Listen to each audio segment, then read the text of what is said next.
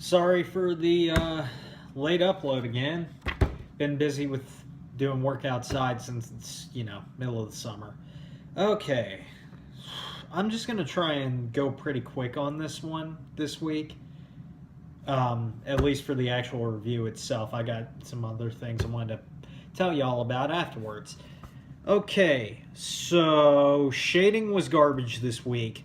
Like, God, the lighting, it was really bad in just certain parts. But at least it didn't stay that way. The studio, this is the one thing. The studio is not handling Casca well at all. They can't seem to make up their mind on her design. Like, she looks Romani in her older version, after the 2-year gap that's in the manga there. But she's supposed to look that way originally, but they made her skin tone too light in the opening and made her hair red. Now it's black, and her skin's a lot darker, even though she spent the past 2 years in a cave, so that doesn't make any sense. I don't know what they're doing with her design. Plus, could they have picked a worse voice for her there in the ending when she's drooling? I mean, whatever. Yeah, the demon child was another thing that came up to me. You're not even supposed to know what his true appearance looks like until after conviction. And here they are spoiling his true identity, which, of course, is hints at his backstory and who he actually is. We've never gotten official confirmation in the manga, but, we pretty much know who he actually is, so it's just really why they did that, I don't know. God, Erica's design looks absolutely awful. Rickard, his CG model looks like it's out of 2005. I'm trying not to go back to points that I've made in previous videos, but it's pretty hard when they're consistently making the same mistakes over and over again. I will say this, though, once again, just as I said for episode 2, the 2D is really good. And it brings me back to that point. Why do the CGI when you could just make the entire show 2D for less of a cost, as I've been led to believe by some friends of mine? But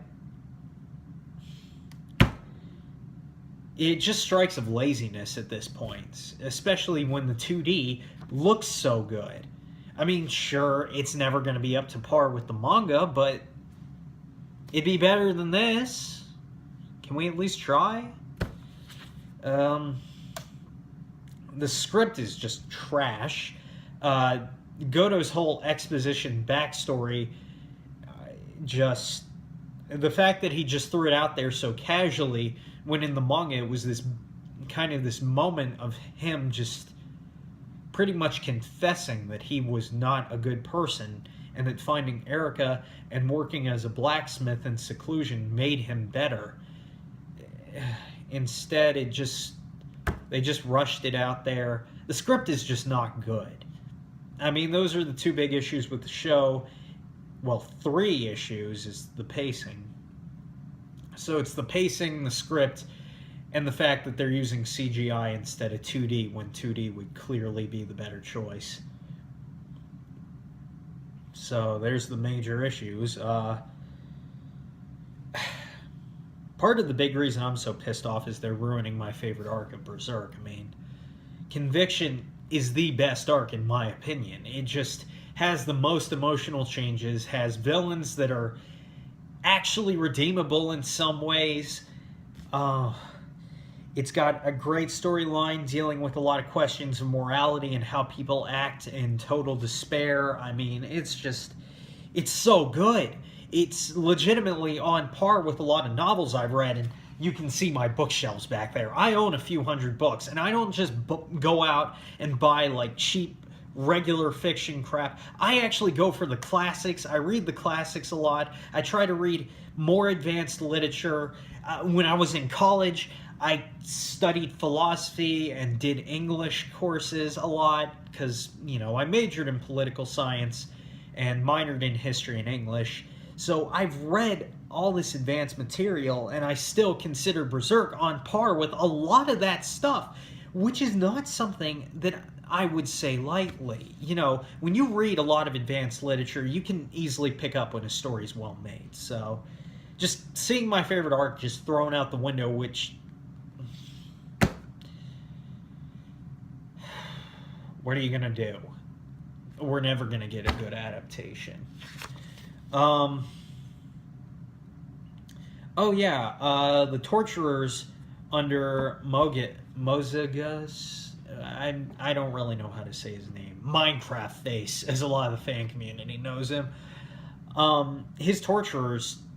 That introductory scene was so bad. It had the whole bad CGI movement thing, and completely censoring the violence, which, you know, I've said before, I understand you have to, but to this point is a bit of ridiculousness, and they just kind of looked really clownish, and their designs just do not strike that same sort of gothic sensibility that they have in the manga. They look like a bunch of circus freaks or something. Whatever.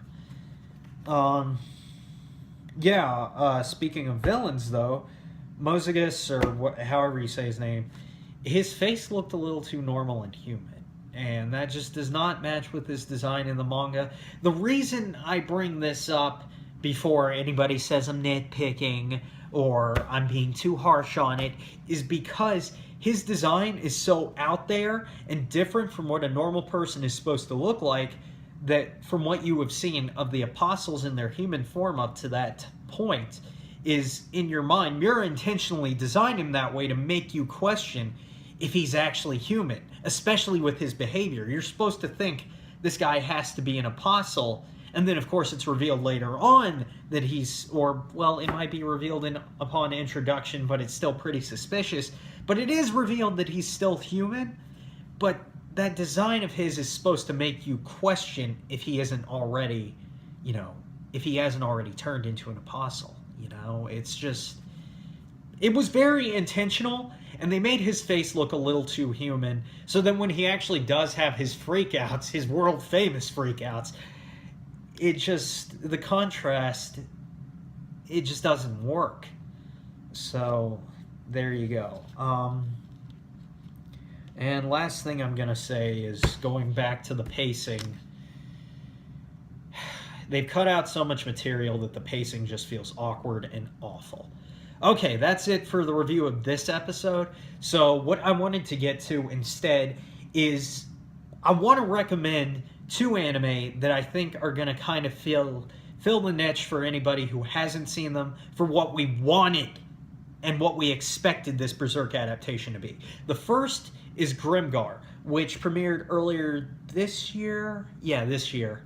I want to say, yeah, it was winter season, so it may have been this year, but it may have been at the end of last year. I can't remember specifics. It's all just kind of a blur.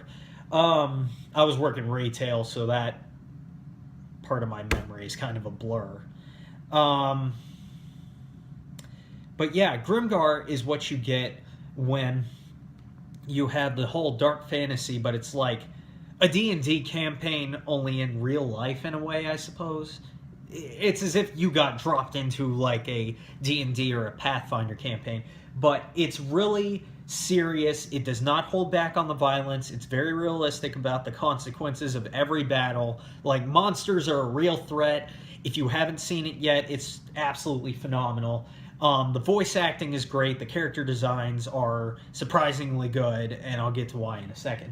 One of my favorite things about it, besides the realism, is the art style is painted in a way that makes it look kind of like a watercolor painting. So that is really good.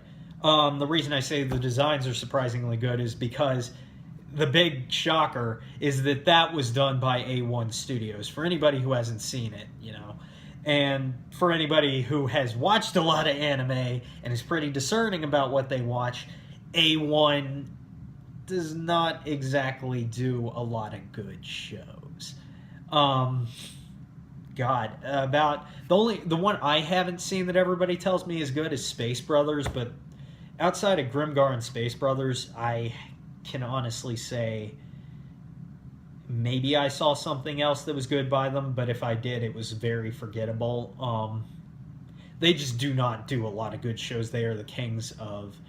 They are the McDonald's of anime, as Digibro described it. So that was a big surprise that was actually good. But Grimgar, if you haven't seen it, go check it out. Really great. The other one I want to recommend is Overlord, which a friend recently made me do a force watch of.